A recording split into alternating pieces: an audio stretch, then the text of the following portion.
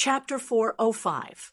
Under a sun hat that was particularly incongruous in the Stellaris, he was wearing huge sunglasses that covered most of his face like that of a tourist. But she was not wearing a fluttering white dress, but a rather capable woman's suit and leather boots. The visitor tilted her head and looked at him, looking at his shocked and seemingly frightened expression with a faint smile. Huaishur was sluggish for a long time. "Why are you here?" Let me think. AI Ching thought for a moment and said seriously, "Probably to prove that the boss who blacklisted you because you screwed up the hike is not so cold and heartless, right? It's really hard for you to say such a long string of words in one breath." Huaishur's eyes widened to defend himself. "Don't talk nonsense. I didn't say that to everyone." He quietly calculated in his heart. He just said 1, 2, 3, 4, 5, 8 times only. AI Ching didn't speak, just looked at him until Huaishur put his hands together and sincerely bowed his head to beg for mercy. "Sorry, I was wrong. I feel that this time it's not you, Dongri, who came, which seems to have disappointed you." AI Ching glanced back at the shop. "Or did I disturb your date with a young girl who is suspected of being in the Goodnight Society, which made you have a sense of panic of being caught cheating? Isn't the premise of cheating that I have a girlfriend?" Huaishur rolled his eyes. "You also found her suspicious. Thanks to an emergency report from someone, all the members of the East Asia No. 4 decision room had to stay up late last night to check all the 120,000 passengers on the ship. More than 4,000 people were preliminarily classified as suspects." AI Ching said, "By the way, I'm one of the people who stayed up late.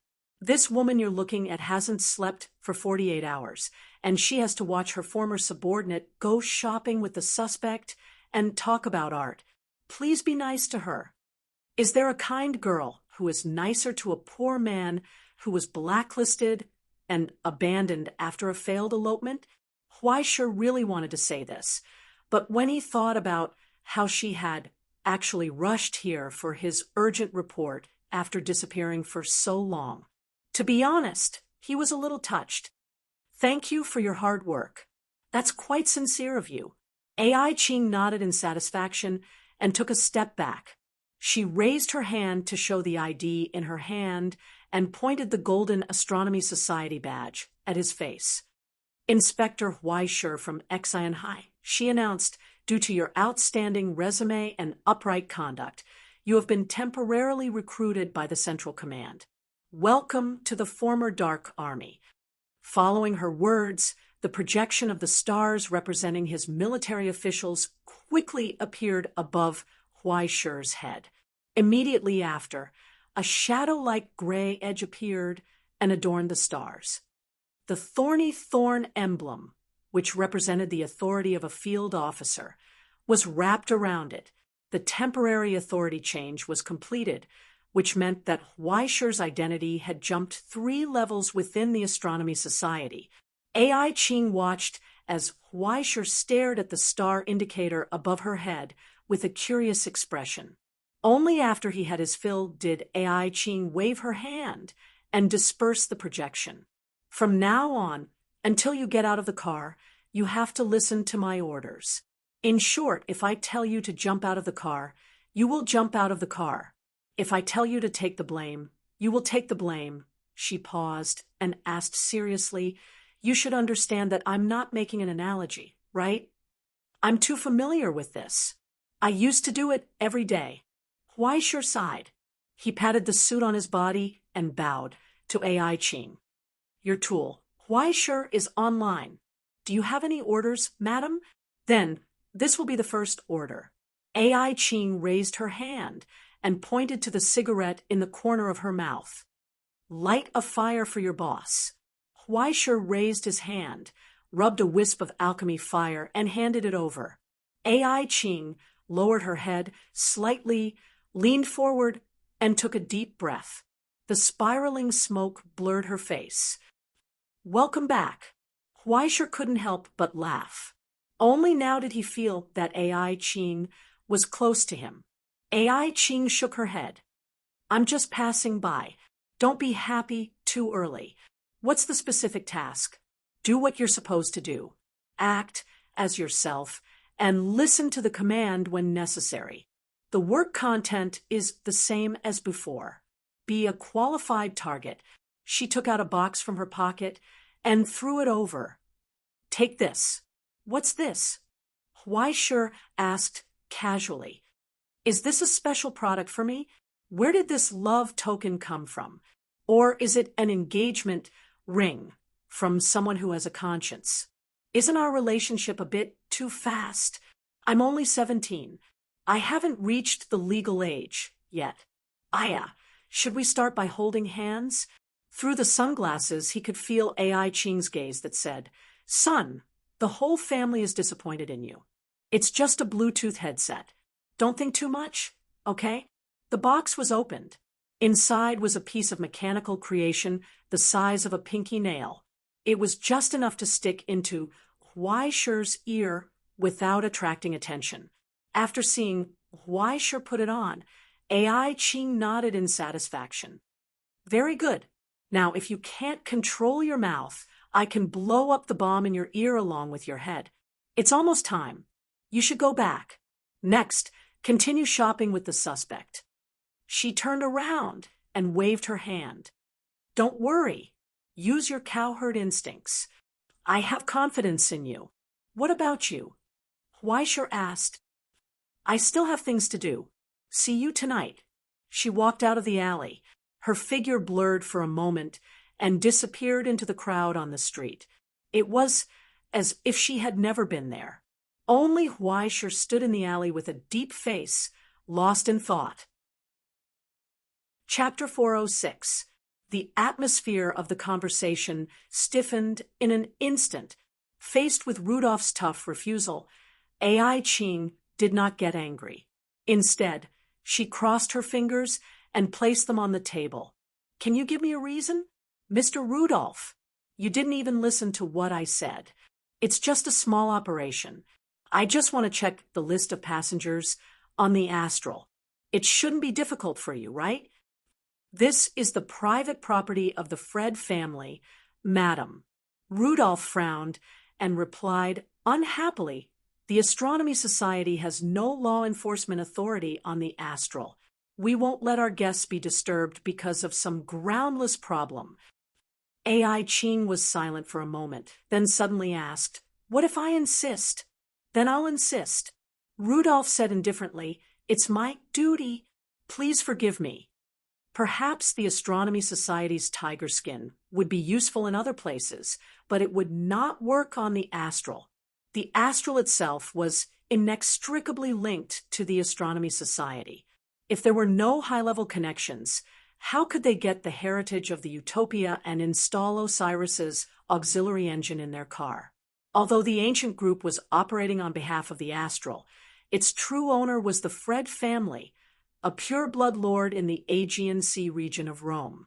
If the world of the Ascended had a social structure, then these families, who had been involved in the Astronomy Society since its inception, would undoubtedly be at the top. They were known as purebloods, inheriting the holy name of their ancestors.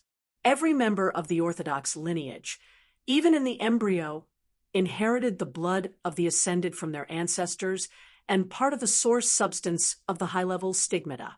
A family had a complete path of ascension that was absolutely compatible with their bloodline. In addition to huge wealth and influence, they even had a large border as their private territory.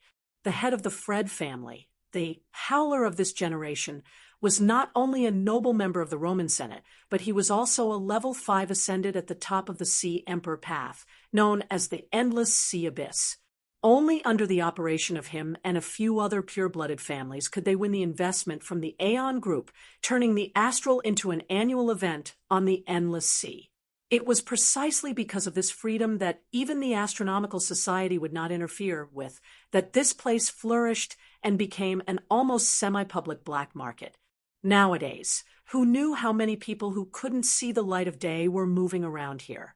If the police of the Astronomical Society were to randomly arrest and search people, not to mention whether they could continue next year, he wouldn't even know how to explain it to his master.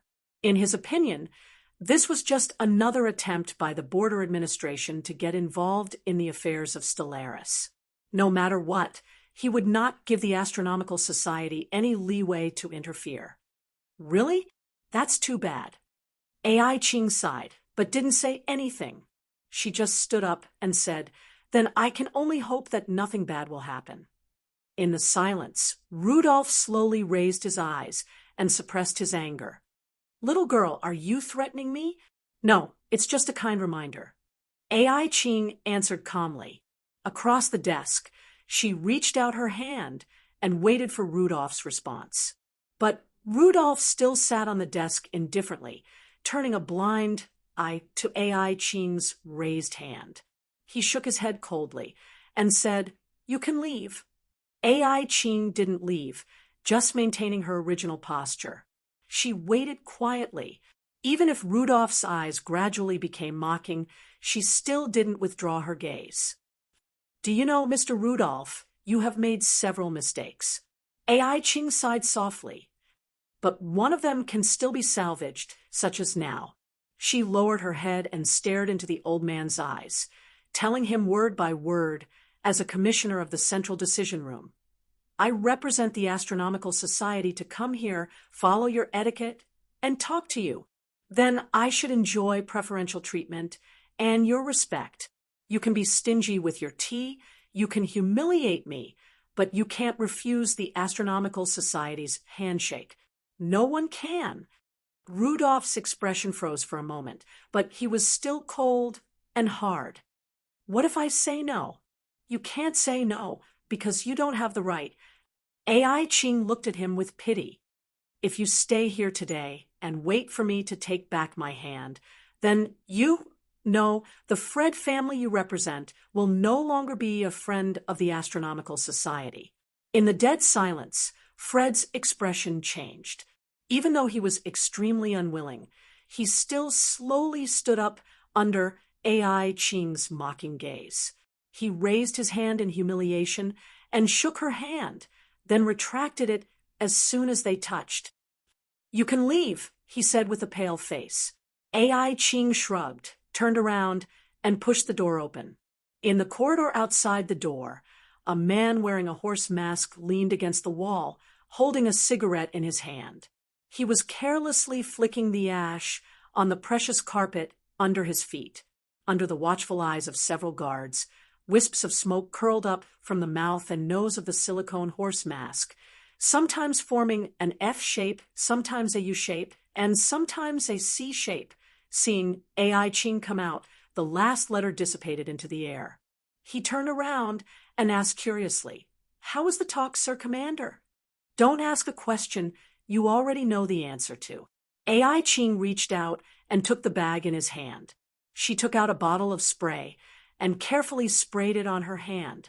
Then she wiped it twice with alcohol wipes in disgust. "Let's go," she said.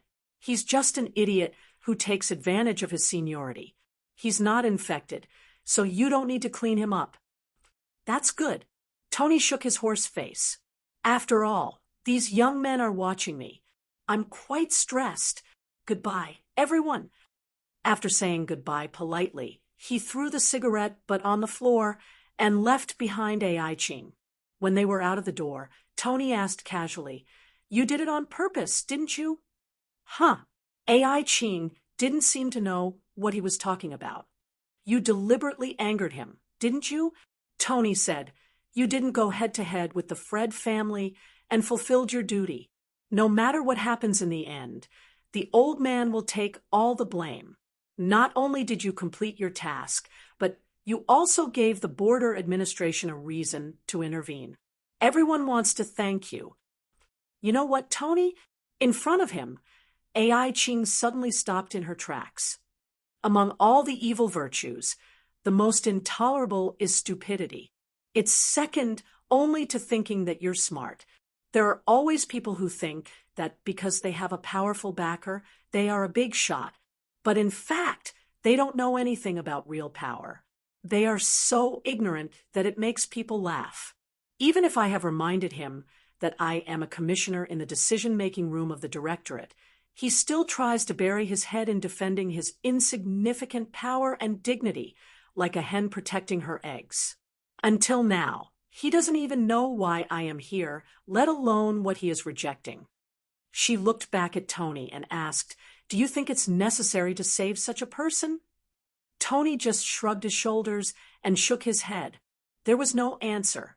He always felt that if he nodded in front of this black-hearted woman, she would definitely give him this difficult and honorable task. "Don't worry, it won't happen," Ai Ching, who was walking in front of him, said without looking back, "because there is a more difficult task waiting for you. After all, compared to idiots, I prefer people who think they are smart." Tony's horse face suddenly froze. He felt annoyed and sad from the bottom of his heart. Why did he have to expose her? For no reason. Was the lesson not enough?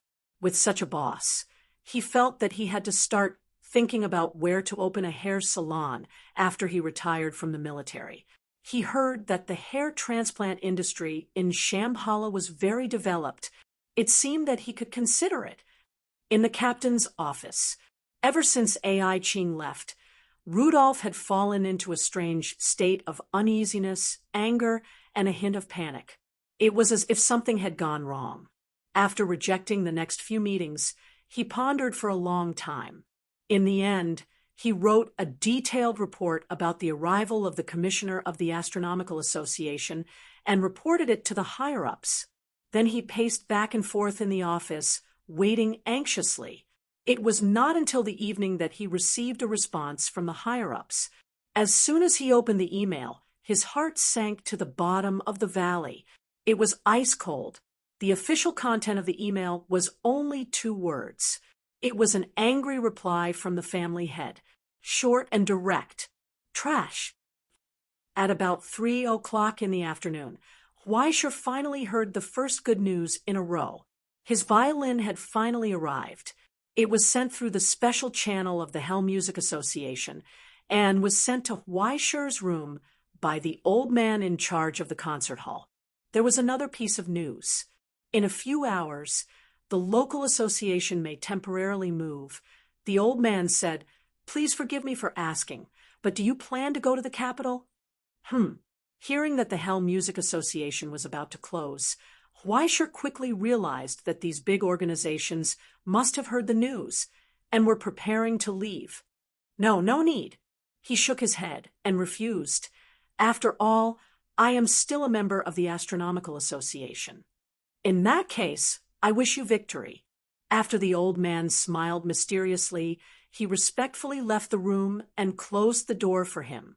In the silence, only Weischer and the violin case in front of him were left. Just like the swordsman in wuxia novels who could feel the sword energy, Weischer sat in front of the violin case and could feel a faint resonance from it. More importantly, it was now time to open the treasure chests. Weischer rubbed his hands, took a deep breath, and opened the buckle. He was ready for a surprise. He didn't see any destructive golden light, not even a violin. He only saw another, smaller violin case. Wow! Weischer was dumbfounded. "You're still playing with Russian dolls, aren't you?" He reached out and opened the case inside the case. Then it was still a case. Weischer opened it again. This time, the violin case was almost the size of a violin, but there was still a case inside. It was really a Russian doll. He suddenly became furious and tore open the last lock. He saw the case inside. The case was still a case. Finally, when he opened the palm-sized case, he saw a note on a black velvet cloth. "I hope you'll be able to enjoy this surprise prepared for you." Surprise? Surprise my ass. He was surprised, but Weischer didn't see what the surprise was. In the case, other than the note, there was only a heavy bracelet left. "It's almost the end of the month, please." However, every one of them had a huge attraction, causing him to grit his teeth and hover between spending money and saving money. This is part of my collection. It's not part of the association's collection. The manager smiled and asked, "If you don't mind having another audience, can you let me experience your performance skills? Isn't performing meaningful because there's an audience?" Huaisher also smiled. "Then, please excuse my rudeness." The manager nodded and snapped his fingers.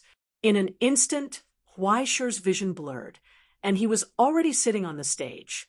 The old manager had changed into formal attire and sat in the front row, looking forward to the start of the performance.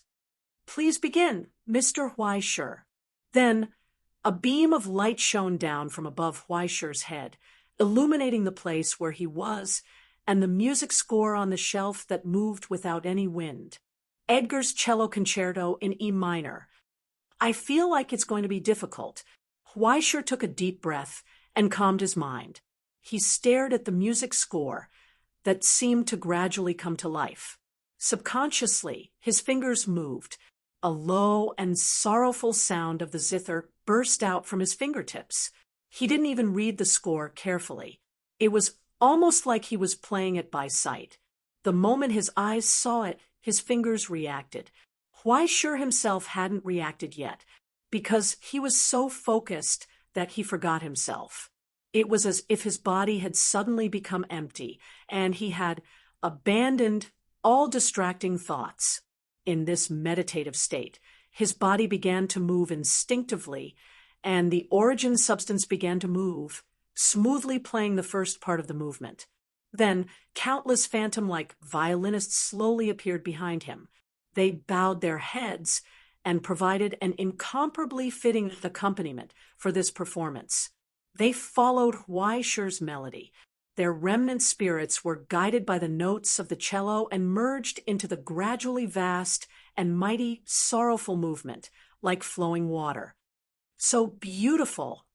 Subconsciously, the manager leaned forward, wanting to get closer. His two eyes were shining, as if they were burning with flames. He was intoxicated by the melody. "Yes, that's it. That's right." The old man grabbed the armrest excitedly, but he was desperately restraining himself from crushing the armrest. This kind of melody, this kind of performance, wasn't it what he had always yearned for? Wasn't it because he was intoxicated by the pure beauty of art that he served the association, so that he could often listen to such outstanding performances? It was too sorrowful, but also too beautiful. This kind of melody, no matter how many times he listened to it, he couldn't get enough of it. Now, the low and sorrowful sound of the cello floated towards him from the stage. It was like a farewell hug, carrying a sweet sorrow as it tightly gripped his hands. The lingering sound spread out from his bone marrow. The sound of the cello gradually rose, rapidly rising from the reverberation. After a short pause, the low sound of a horn and the sound of a clarinet burst forth from the sorrowful lingering sound. As a result, the reverberating sound of the cello rose again, turning into a wave that swallowed the entire concert hall. The vast and solemn performance thus began. Huaisher bowed his head amidst the surging melody. His hands gripped the bow as he controlled the vast and mighty current. Amidst the pure performance, the origin substance in his soul burst forth, brewing and colliding with the cello's resonating cavity. In the end, it actually formed a faint qualitative change. This was the combination of the countless strands of vitality in his blood and the ashes of the origin substance. Along with the melody, the mountain ghost's sacred mark sang a sonorous and sorrowful song. Countless abyssal life forces were constantly changing in this sorrowful cello melody, as if they could change at will from flowers to trees, and then from trees to vines. The cycle repeated until finally the abyssal life forces that were originally unevenly distributed seemed to have been reconstructed. Whether it was the quantity or the quality of each other, there were faint changes. They precisely completed the balance in the movement, harmoniously combining with each other, forming a complete abyssal plant ecosystem. Vigorous growth. The mountain ghost's sacred mark was constantly extracting Huaishir's ashes, absorbing nutrients from the darkness and death of the ghost, and the power of life sprouted. After the cold winter passed, hundreds of flowers bloomed on the fields of spring. He had never experienced such a harmonious feeling. Huaishir seemed to have once again returned to the time when he was advancing, transforming into countless plants, uprooting and growing in the soil and rocks, branching and sprouting. Regardless of whether it was spring, summer, autumn, or winter, he coldly overlooked all the sorrowful changes in the world. He quietly gazed at the withering glory until time passed. He woke up from his dream, immersed in the lingering sound. He let out a long sigh. After a long, long time, the sound of applause came from below the stage. "Thank you for your performance, Mr. Huaishir." The manager slowly stood up and bowed to the performer on the stage. "Wonderful performance. It was worth the trip. I'll take this as a reward for your warm hospitality over the past few days." Huaishir nodded reservedly. "I should be the one thanking you." It was as if he had gone through a fierce battle. He was exhausted, and his origin substance was depleted. However, his spirit was unexpectedly full. He was bursting with energy. Even though he hadn't played for a long time, his fingering hadn't become rusty. Now that the cello had undergone a complete transformation, he was like a fish in water. His technique had advanced by leaps and bounds. Half of my main body is at sea, and the other half is spread out on this ship. What you see now is the mobile mechanism responsible for support and maintenance, Divine Armament Gong Sheng. Mr. Fan raised his hand and patted him on the shoulder. "I've heard about you from Old Wu. You did well." Old Wu. To you, the term fox should be more familiar. Mr. Fan looked at him with admiration. "Young man, you're pretty good to be able to make that bastard suffer." Huaishir's eyes twitched. Damn, why do so many people like to see the fox suffer? After the introduction, without waiting for AI Qing's introduction, a mature middle-aged woman with red hair came up and shook hands with Huaishir. "Andrea, third-grade salamander, part-time thermodynamics scholar." AI Qing added, "Ms. Andrea is a physics professor at the Ivory Tower. This time, she is here to help." The Ivory Tower. Hearing this name again, Huaishir focused. This name was quite famous both in the Astronomical Society and in the world. As an educational institution that was one of the best in the world, it mastered many unique alchemy and science and technology, and could be called a monopoly in the academic world. Not only was it influential in the academic world, but it also had a close cooperation with the archaeological team of the Astronomical Society.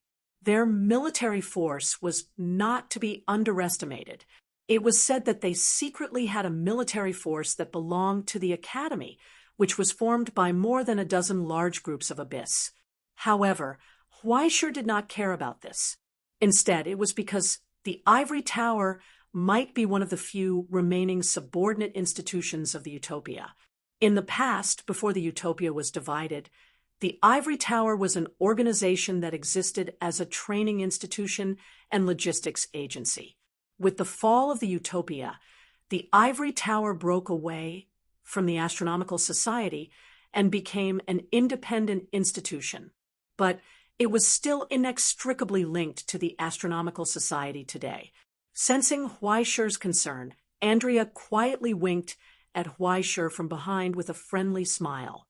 In all fairness, the candidate sent by the Astronomical Society could be said to be just right. A master proficient in machinery and alchemy was the home field on the Stellaris. The combination of thermodynamics and the flame stigmata, salamander, caused a terrifying destructive power. But it could be controlled accurately and would not sink the entire Stellaris during the operation. And the last one was the backup and insurance for this operation. Aladdin Edward, Blackbeard, a third-order stigmata from the American lineage. The middle-aged man with a long beard came up and shook hands with Weisher. I'm not very good at fighting.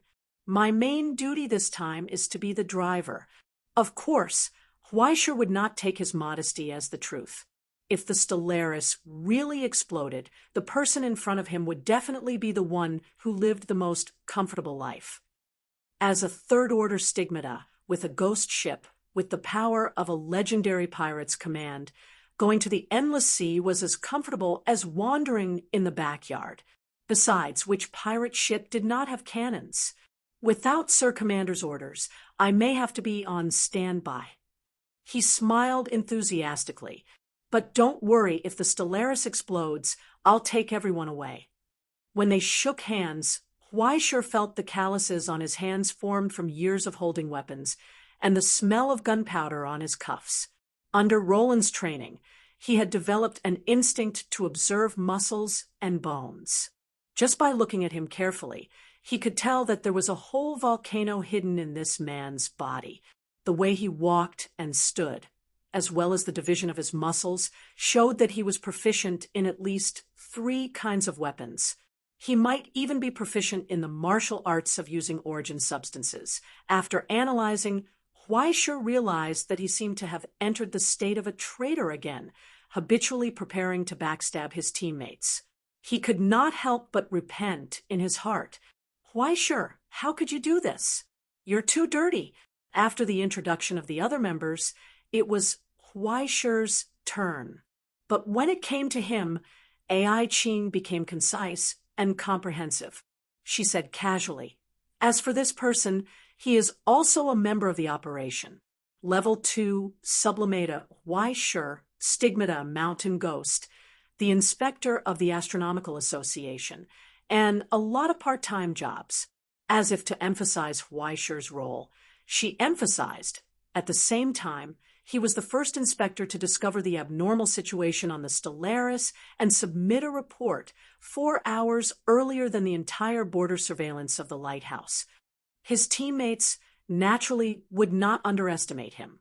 Most of them might not have seen Weisher's live broadcast, nor did they know that Weisher had a long list of frightening titles.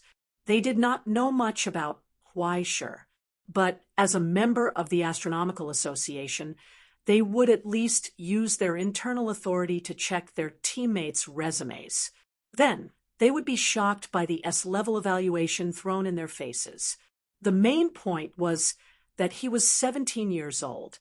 At such a young age, he could have such a brilliant resume. Either he had a strong background or he had a frightening life. It was possible that he had both. But no matter what, there must be a prerequisite. He must be able to fight. His style was solid, his character was upright, his actions were decisive. And he was the nemesis of Green Sun. He was simply the predetermined double red stick of the Asian region in the future, okay? As for the chaotic relationship between men and women that was rumored outside, it was a small problem. The flaws could not obscure the beauty, moreover, with the self-restraint of everyone present. Even if they encountered someone who came to leech off the credit, they would only throw him aside without a trace. In the Fine Knight Society, except for a few high-level priests, other people don't even know that they are members of the Fine Knight Society. What do you mean? The literal meaning. She said, for many people, they may just have a nightmare at the beginning. They dream of something, and then the next day, they forget about it and continue to live normally. After 1.5 years, they will have another nightmare and wake up again. Then the 3rd time, the 4th time, there will be a day when the dreamer will start to doubt whether they are living in a dream or reality. At this stage, the nightmares will become longer and longer, and the time between them will become shorter and shorter. The memories in the dream will become deeper and deeper, gradually eating away at the original personality. At the final stage, the original memories and personality will be worn away by the long nightmares, leaving behind only a walking corpse that worships the rotten dream. This is the state that most of the members of the Finite Society are in, and the priests of the Finite Society can even freely control this process. In most cases, they will separate the part of the Finite Society from the normal part, just like there are two different consciousnesses in the same body. Once the disease is incurable, as long as the priests release the last shackles, they can immediately complete the change of will from an ordinary person to a fanatical believer of the rotten dream. As she said this, AI Ching flipped open the information in her hands, showing it to Huaishur. Right now, in the surveillance of the Stellaris, there are a total of 7,000 ascenders and 100,000 ordinary people from various borders, apart from the priests in the management, who have been marked as suspects. Who knows how many people are infected, and how many have been replaced by the rotten dream? If we rashly evacuate, there will definitely be people who will get away with it. It might even alarm the Queen of the Rotten Dream, making the next operation of the Central Bureau fail. That is why we can't retreat. AI Ching said, not only can we not retreat, we even have to maintain the current state of the train.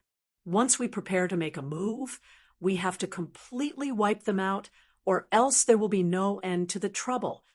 Huaishur was speechless, screening out the believers of the rotten dream from the normal people in a train full of passengers.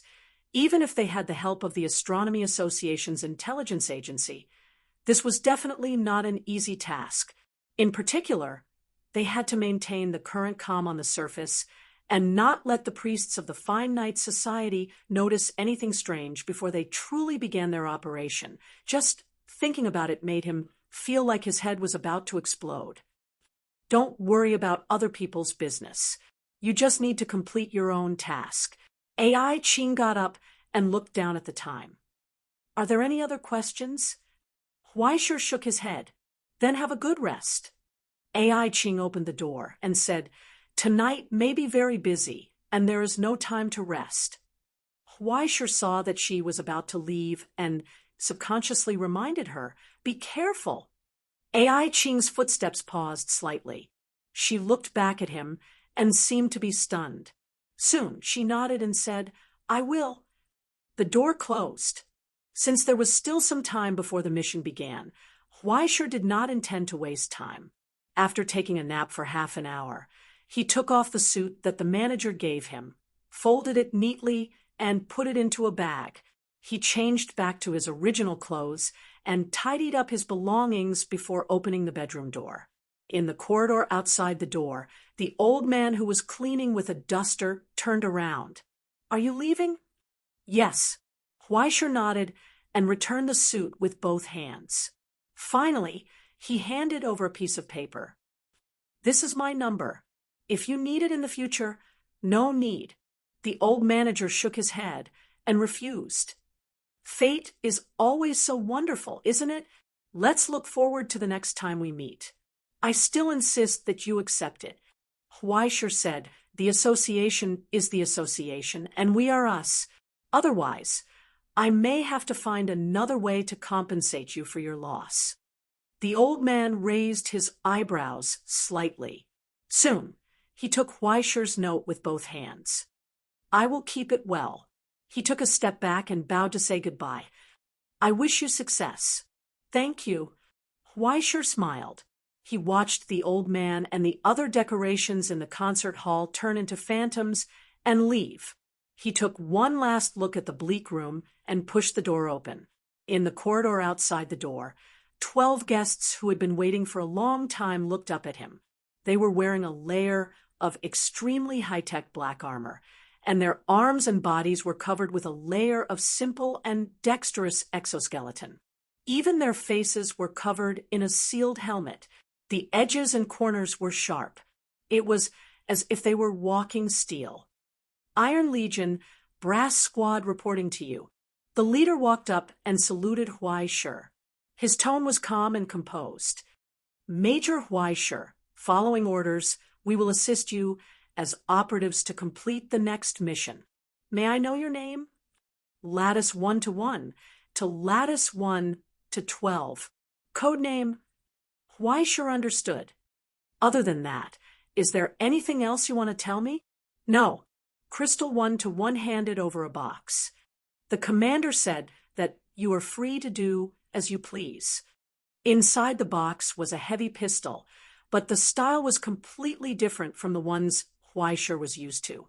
After pushing out the magazine, he could see that alchemy elementium crystals had been applied to the bullet to ensure that it could be used normally in the abyss. Huaisher weighed it, nodded slightly, opened the safety, and casually inserted it into the holster on the saddle bag. Then let's go. Chapter 4:10. The tracks had stopped again. As the train's cabin flipped, they appeared outside a luxurious suite. The gate closed, isolating the inside from the outside. This time, Huaisher saw a few restless figures through the phone screen. They seemed to have received some news and became vigilant. One of them was sitting on the sofa, constantly dialing, but no one answered. Some of them even took out an umbrella-like frame from their backpacks and propped it up. A stream of light spilled from it, enveloping the room. It protected them. The people from the Astronomy Society are here. The man in the red robe raised his weapon and ordered the other stiff believers in the room, "Get ready, fight them!"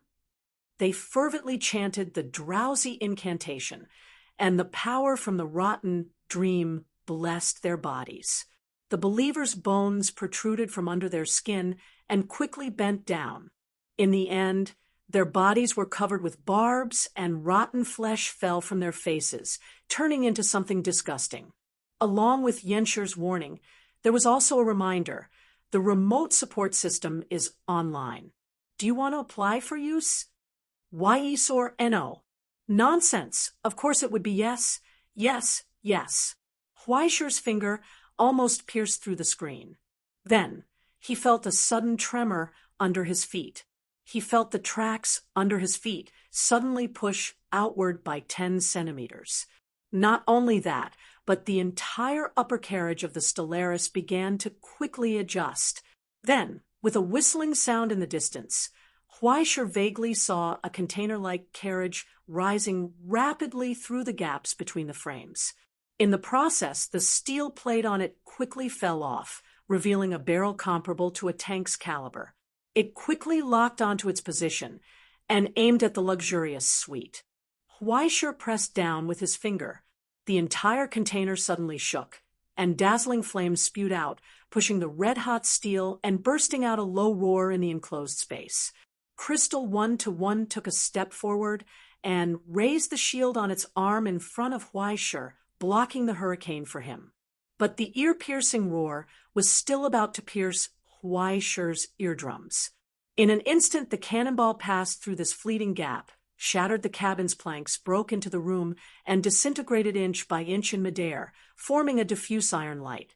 Thanks to the reflection of the mirror of nothingness, Huaisher could tell that it was thousands of fine iron pieces falling off the cannonball like petals. With the detonation of the explosives, it flew in all directions. The umbrella-like shield was penetrated by the iron rain like tinfoil and easily shredded, whether it was the priests or the zombies who tried to resist. At this moment, they all turned into bursts of bloody mud pasted in the devastated room. Huaisher's scalp tingled. In this sealed space, even if Huaisher had a premonition of death, she would not be able to escape from this level of cannon fire. If he went in, his fate would be no different from the other unlucky ones. Crispy Skin was so embarrassing, but now was not the time to be in a daze. Huaisher waved his hand and led the Iron Legion into the room. There was no need to break in. The hammer of pain tore down the entire wall. Then he saw a badly mutilated figure trying to get up from the bloodstains on the ground. Deformed eyes opened one after another on his broken body, looking at the attackers ferociously. Then Huaisher rushed up and hammered.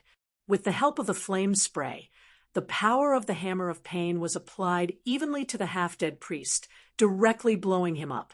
It was over. It was like going on a trip. Happy and easy. Finally understanding how convenient it was to have the support of an organization, Huaishur was almost moved to tears.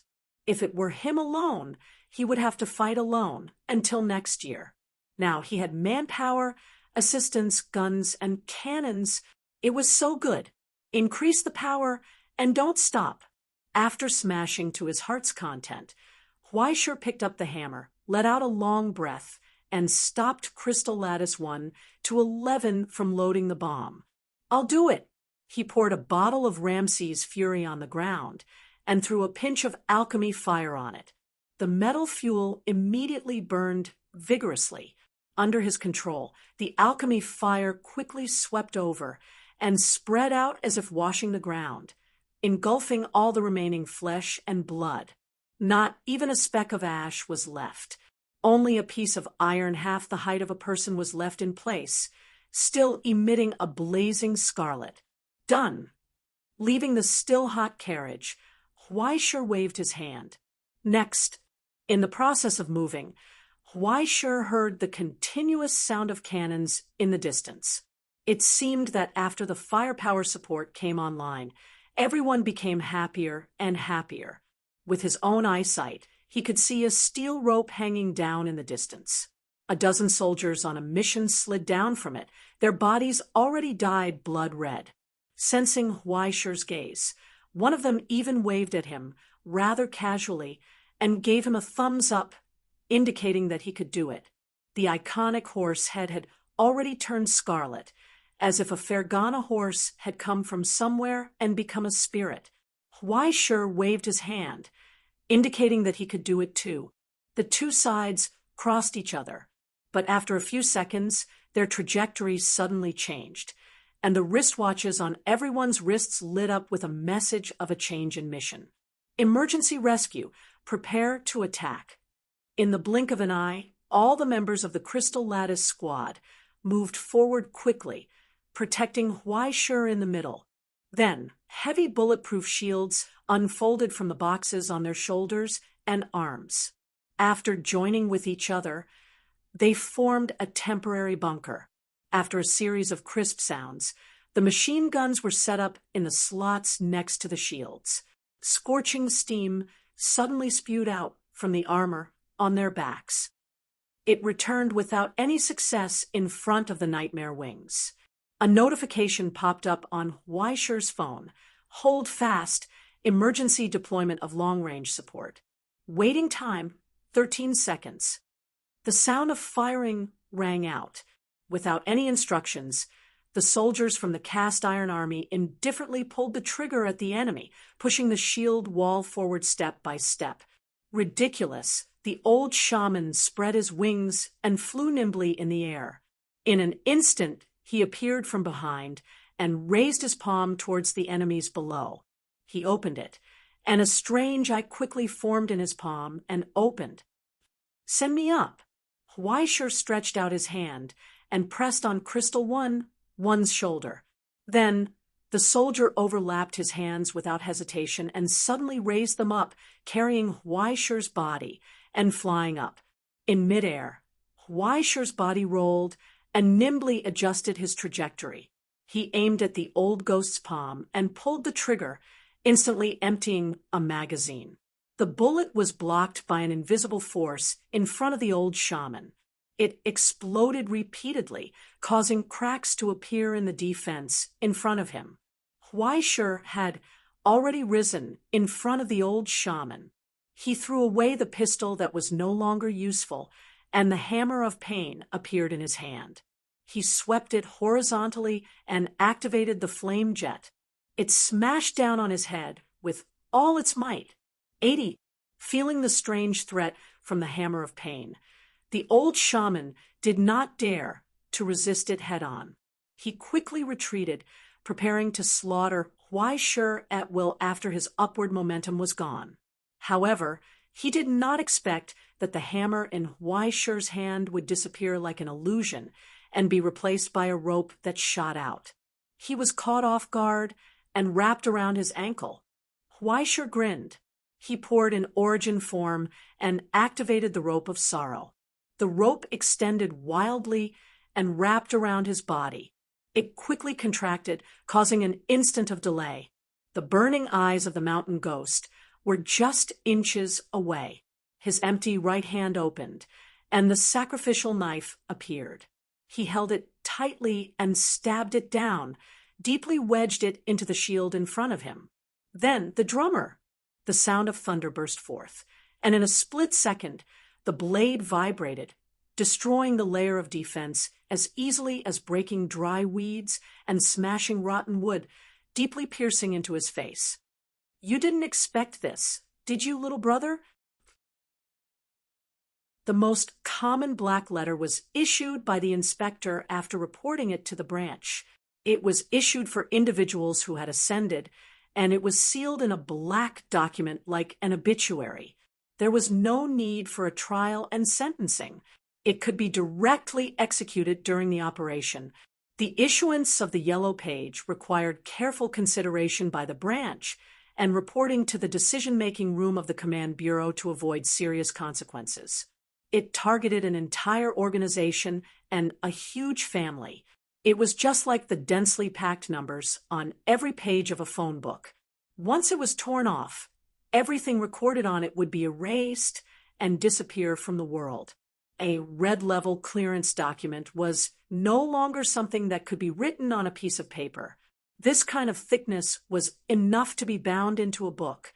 The impact of a report that needed to be submitted by the subministerial agencies and approved by the central decision-making room, and the local P5 at the same time was too great. A city, an entire family, or an entire border. The moment the central decision-making room stamped the document, the fate of destruction was destined. As for the higher-level white papers, they had only been submitted once in the past 100 years, and it had not been approved. Each white paper brought at least 30 correction points to the present realm. If they were not careful, the whole world would be completely changed. A.I. Ching naturally did not expect the higher-ups to give her a red book to clean up after her casual remark. She only emphasized the difficulty of the mission once again and left a record in the command center as a form of insurance in advance. Otherwise, who knew what kind of risks and consequences would occur when the finite society decided to fight to the death? After she received another batch of backup quotas from the command center, she decisively hung up the phone and picked up the phone on the table that was already connected to the command channel. She said, "Begin the operation." It was 6 o'clock in the afternoon. Huaishur and his subordinates pushed open the door, and the corridor under their feet instantly opened to both sides. A transport track rose from the darkness. Then they quickly sank. Like riding an elevator, countless carriages began to move rapidly in the darkness. Sparks flew on the rails as they were pulled by Yenshur's power and moved rapidly. In just half a minute, they quietly arrived at the lower level of Stellaris. The second-class area was naturally the place with the largest number of passengers on Stellaris. There were no individual rooms, but a suite shared by 10 people. Although the bedroom and bathroom were separated, the space was still narrow. Through the floorboards above their heads, they could vaguely hear the noise and running from outside the room. But soon, the faint clamor quickly faded away and disappeared. Action area isolation complete. Chapter 412. The Sacrificial Knife, cleanly cut through the old shaman's cheekbone. With a roar from Huaishur, it suddenly pulled, crushing the old shaman's tongue and piercing out of his mouth. Before the shriveled flesh could even bleed, Huaishur pulled out the sword of virtue from the saddlebag on her back while she was in midair. He pressed down on the old shaman's shoulder and stabbed the blade into the old man's neck. It came out from the back of his neck and swung horizontally. Decapitation. A broken and sluggish head flew from his shoulder along with the purplish-black blood. The scattered white hair was dyed red by the blood. But then the headless corpse suddenly moved. It raised its hand and pressed it against Huaishur's face. In the palm, countless tiny eyes opened in an instant, staring at Huaishur's eyes with hatred. Brilliance from the abyss gushed out from it. "You worthless bastards, feel the truth." A torrent of origin substance gushed out from his palm like a tsunami, pouring into Huaishir's body along with a sea of nightmares. Huaishir's vision turned black.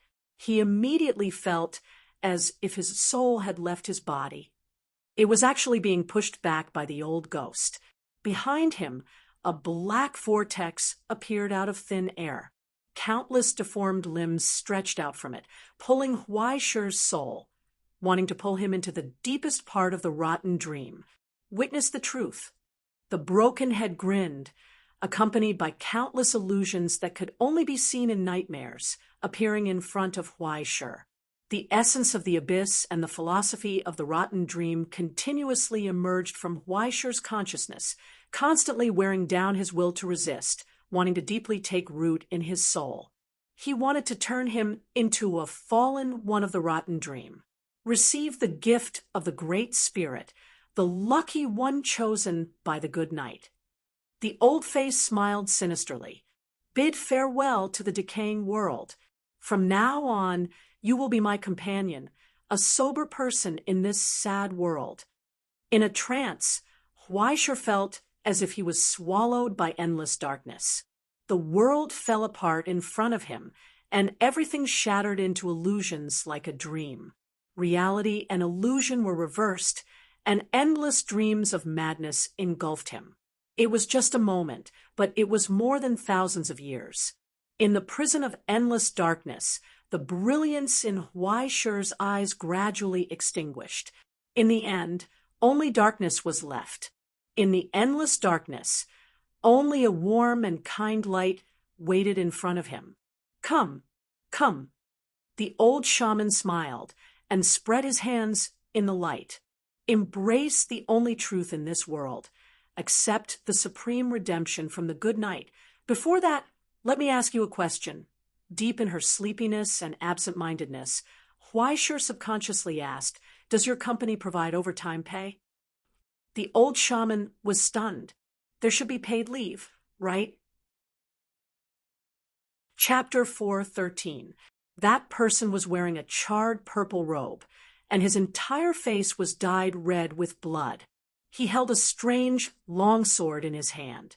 He seemed to be seriously injured as he staggered forward. When he saw the iron-cast army rushing over, he revealed a sinister smile. Get lost! He raised the long sword in his hand and slashed down. The power from the rotten dream instantly enveloped the entire square.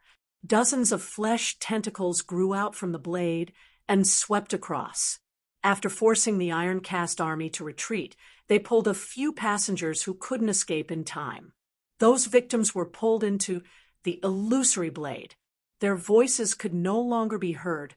Only the sound of chewing could be heard.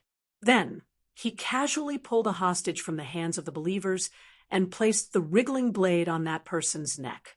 Get out of my way. He stared with his scarlet eyes and sharp canine teeth. Whoever takes another step forward will die.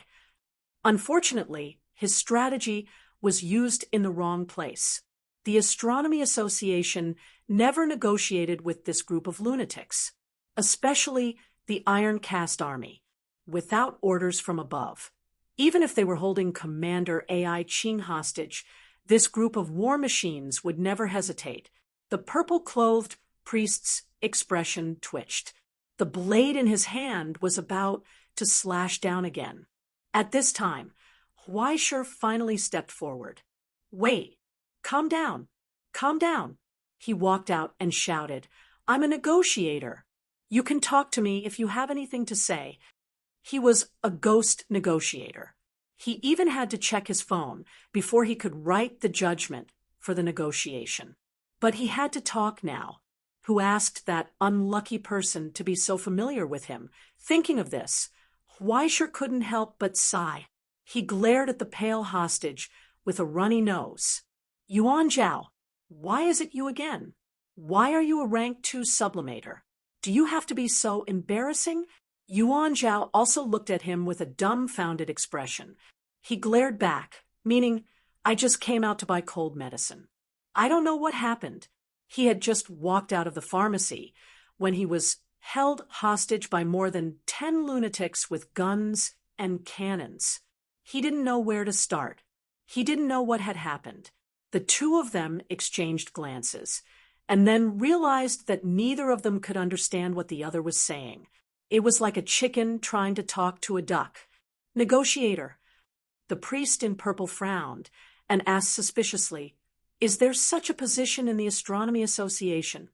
"Of course there is. You haven't heard of it because you're ignorant, okay?" Weischer's voice shook as he said, "I'm super good at negotiating. Just now, I even made an old man cry because he didn't want to pay after his sword was finished." "Oh, right. Is he one of your people?" He stepped forward and heard the purple-robed priest's angry shout, "Stop! Don't move!" He stood there awkwardly. The blade was raised an inch, and the sticky flesh tentacles were already licking Yuan Zhao's neck. Yuan Zhao's expression was terrified. He glared fiercely at Weischer, hinting him not to act recklessly. How was this bastard a negotiation expert? He was simply an evil spirit that had come to take his life.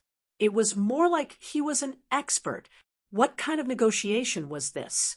At this time, the purple-robed priest had already made his decision.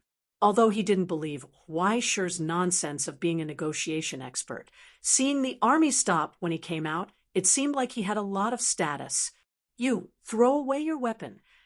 He raised his sword and said coldly. Weischer raised his hand and threw the sword of virtue behind him.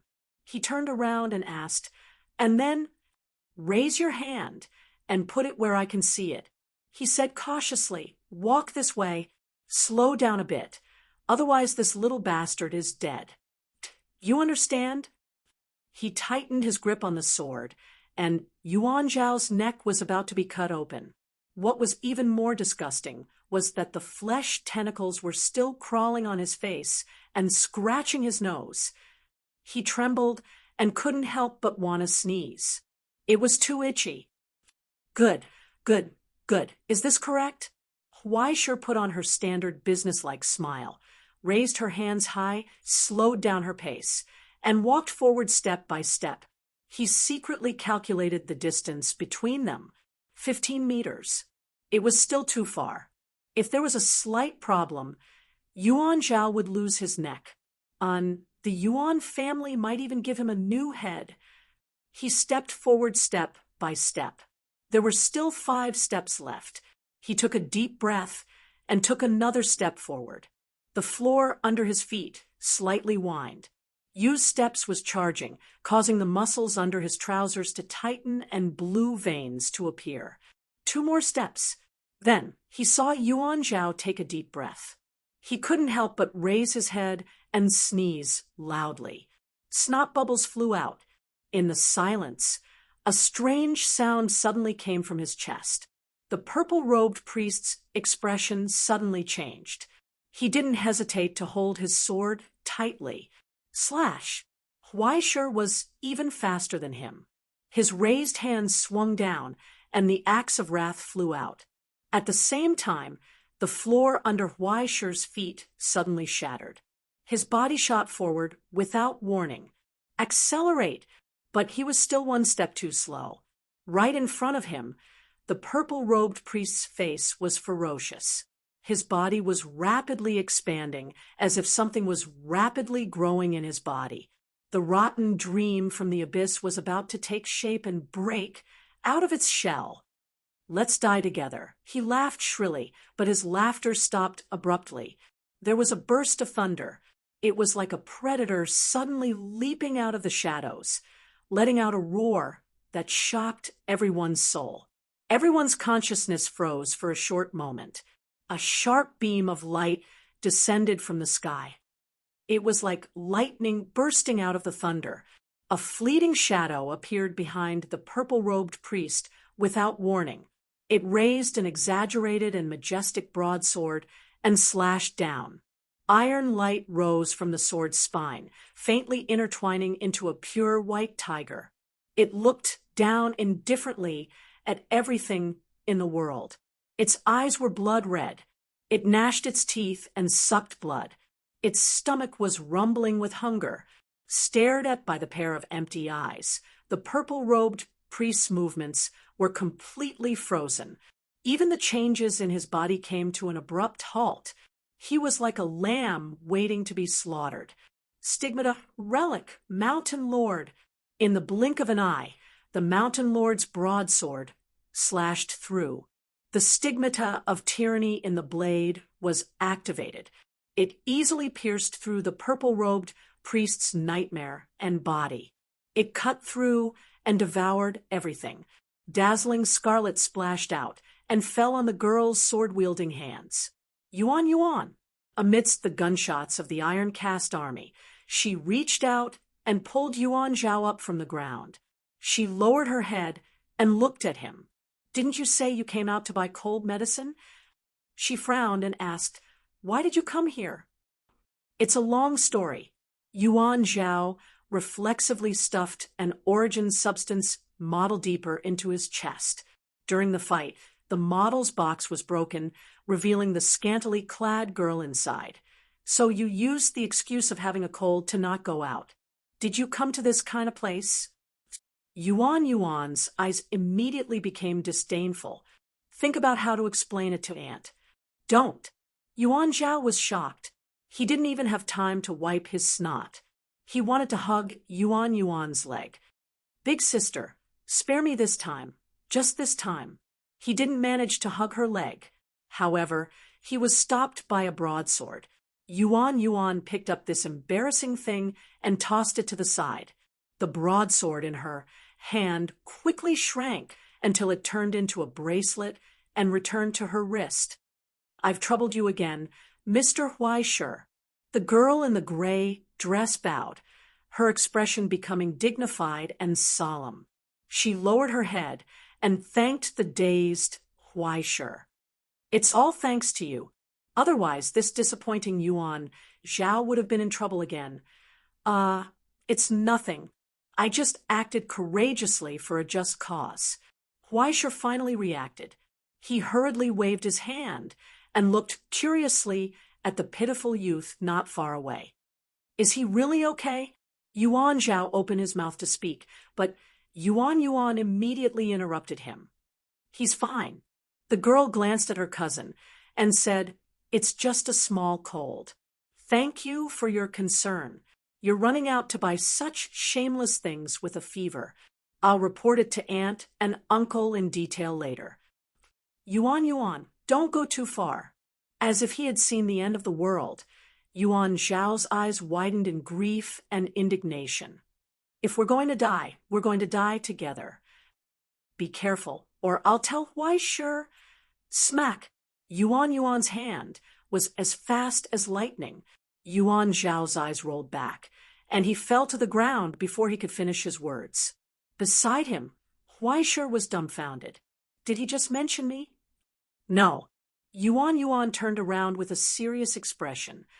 He caught a cold and was confused by the fever. "But he said he was going to tell me." "No." Yuan Yuan emphasized again, her expression unprecedentedly serious. "He caught a cold and fainted."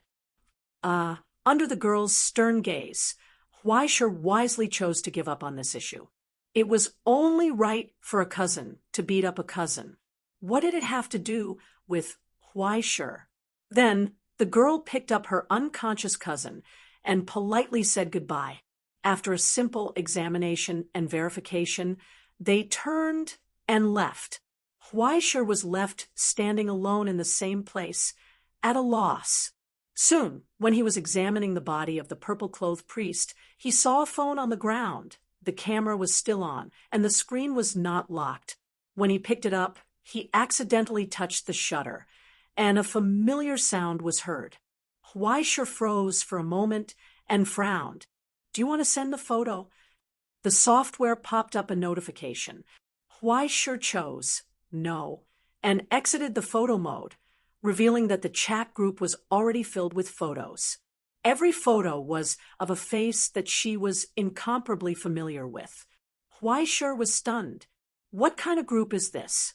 Why are all the photos in this group of myself? and there were captions next to the photos. His Royal Highness seems to be lost. His Royal Highness smiling. His Royal Highness's back. His Royal Highness eating breakfast. Asterisk. Super cute. I want to rub my face. His Royal Highness shopping. His Royal Highness smoking. The woman next to him is so annoying. In the middle, there were a bunch of group members shouting excitedly, "Take more photos, take more photos." Oh, as expected of the vice president. So awesome. Majimoto. I'm so hungry and thirsty. Type with both hands to show my innocence. I'm almost done. Is there anything else? Huaishi's hand trembled, then trembled again, and the corner of his eyes twitched. When he opened the group information with trembling hands, he saw the title Paradise Prince Fan Club, and suddenly his vision went dark. In the short period of being stunned, footsteps suddenly sounded from a distance. In such a hurry, Yuan panted slightly as if she had sprinted over. Her dignified and serious face revealed a rare hint of panic. She looked around nervously and asked, "Mr. Huaishi, may I ask if you've seen my mobile phone?" Before she finished, she saw Huaishi's dumbfounded face. And the thing he picked up, the screen of the phone was still lit. Countless messages from the group members flashed, one after another. She was stiff in the same place. "You are the vice president?" In the dead silence, Huaishi stared at the girl in front of him. Chapter 4:14. Huaishi was still in a daze. Then he found that he seemed to have accidentally made Yuan cry. "That's not right. I treat you as a friend, but you covet my body. Shouldn't I be the one crying at this time?" Huaishi coughed awkwardly. "That I didn't—" Yuan suddenly said. "No, I didn't." Yuan raised her voice. Her eyes were red, and she was not dignified. She was like a child who had been annoyed, at a loss. Okay, I know." Huaishi suddenly interrupted her. He got up and took a step forward. He raised his hand to stop her from continuing and apologized solemnly. "I'm sorry, I made a mistake. Anyway, I'm sorry." He handed the phone to Yuan. "I don't know what happened, but I suddenly found a mobile phone. Although it's not yours, I have to go to work later. Can you help me return it to the owner?" He said, "No matter how I look at it, it seems to be very expensive, right?" Yuan hesitated and did not take it. She was a little hesitant. Huaishi asked softly, "Just do me a favor, okay?" "Okay." I said okay. Yuan finally took the phone. She raised her wrist and rubbed her red eyes. She tried to keep a straight face, but she did not dare to look at Huaishi. Her eyes wandered. "Well, I have to go. It's not safe for you to be alone. Go back quickly." Huaishi took 2 steps back and said goodbye softly. After taking 2 steps, he seemed to think of something and strode back. Standing in front of Yuan, the girl in the gray skirt was covered by his shadow. She shrunk her shoulders subconsciously. She heard Huaishi's voice. "By the way, please help me remind the owner. Don't do this next time." He said calmly, "If you want to take a picture, just tell me." After that, Huaishi took a few steps back and waved at her. He turned and left. Only Yuan was left standing in the same place, looking down at her mobile phone. After a long time, she looked up at the direction Huaishi left. He sniffed hard. Only at this moment did she look like a 16-year-old girl. There were heroes in this world. On her 16th birthday, she had suddenly discovered this, though she had never entertained any hope of such a fact. However, everything that she had seen on the television in the ward that day had been deeply imprinted into her memory along with the impact of a violent storm. She seemed to be different from before. From a very young age, she was the kind of child that all parents hoped for. They wouldn't cry, quarrel, or make a fuss. They wouldn't clamor to see Santa Claus or cartoons. and they would scoff at all the childish things that only existed in storybooks. Like a little adult, her mother always smiled and pinched her face. But there was nothing wrong with being like an adult. At least, it was better than being a troublesome cousin who was always crying and making trouble. That kind of attitude of looking down on the world because of his youth was too childish. Other than family, there wouldn't always be someone to clean up the mess for you. All this time, she had been trying to face all this with a serious and dignified attitude, abandoning those immature weaknesses and beautiful dreams, and trying hard to face this overly large and indifferent world. Until then, it should have been like this. But suddenly, one day, she found that this world was different from what she had imagined. It was like seeing a flame in the distance from a long night. There were heroes in this world, and he held the flame high and walked in front. There was no fear, no fear. Just like in the story, he walked in the darkness with a smile. Although there were some differences, it still made people yearn for it, and it still shone brightly. For the first time in her life, she actually felt a little jealous of her cousin. Why would someone challenge those enemies for such a childish person? Why could he become friends with such a person so easily? Why was the person being protected, not her? When she came back to her senses, there was a limited edition silver card in her hand. When she began to try to trace everything left by that figure, she seemed to have become the vice president of a strange fan club. For the first time, she felt that it was good to be rich. Even if she spent all her pocket money, her parents wouldn't suspect her. It was really good to have a dignified character. In addition, there were too many firsts because of this. Even if it was just foolishly cheering for strangers on the internet, it could also make people happy.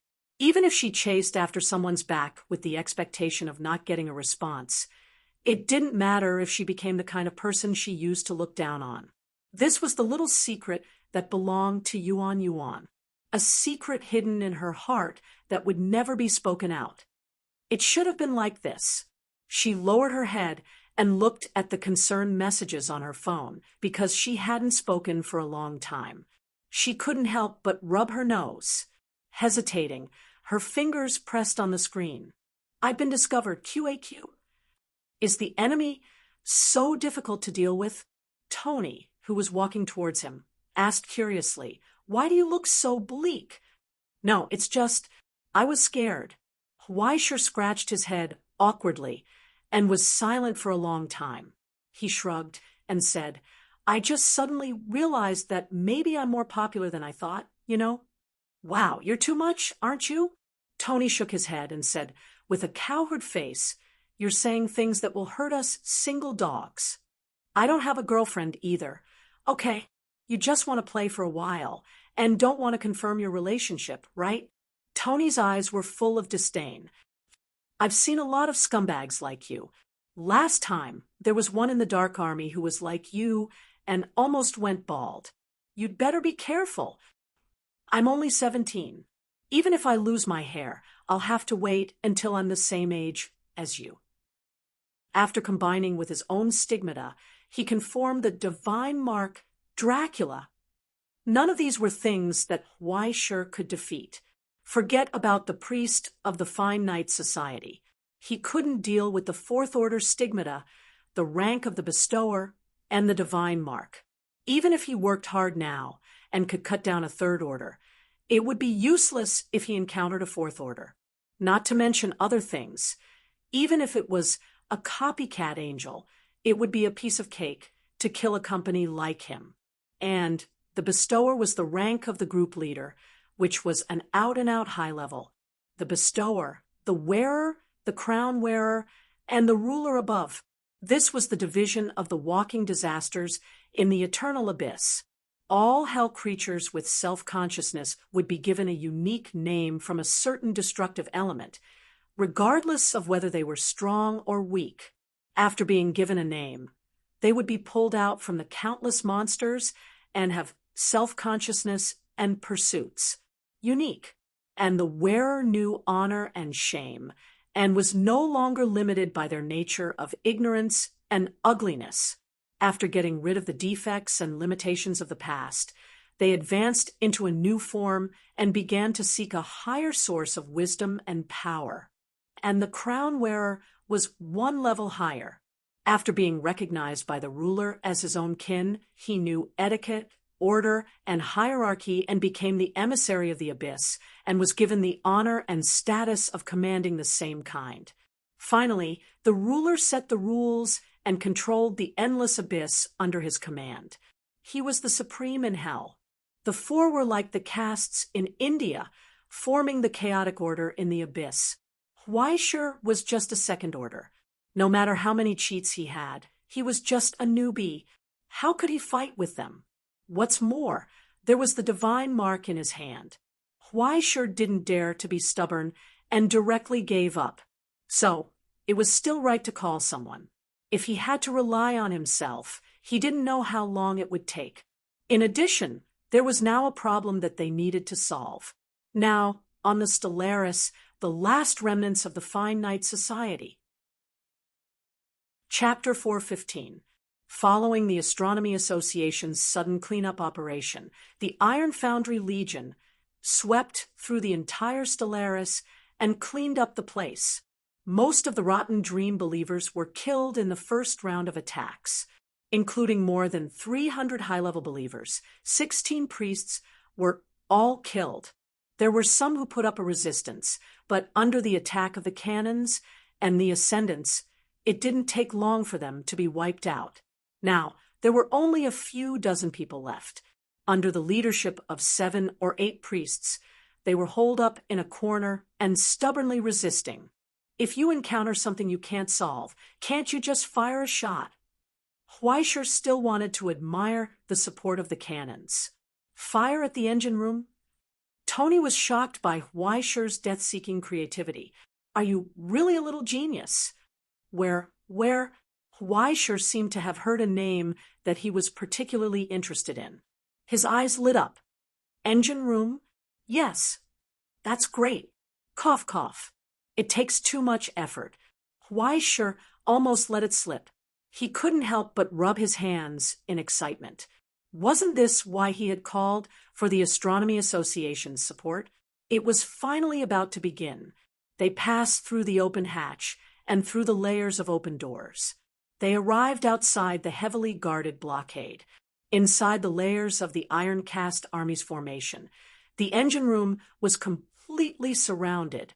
In the innermost layer, the thick and heavy door had been completely distorted. There was a large hole in it, and the edges were dyed scarlet with blood.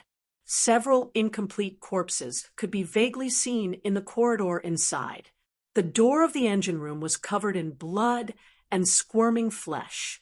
It was like the organs of a monster, and several hideous eyes were constantly shaking. They faced each other in silence. It was obvious that the two had been waiting for a long time.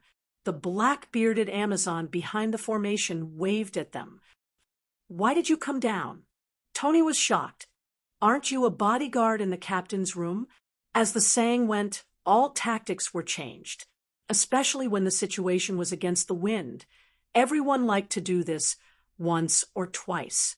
As long as they succeeded once, they could instantly turn the situation around and maximize the effect of the program.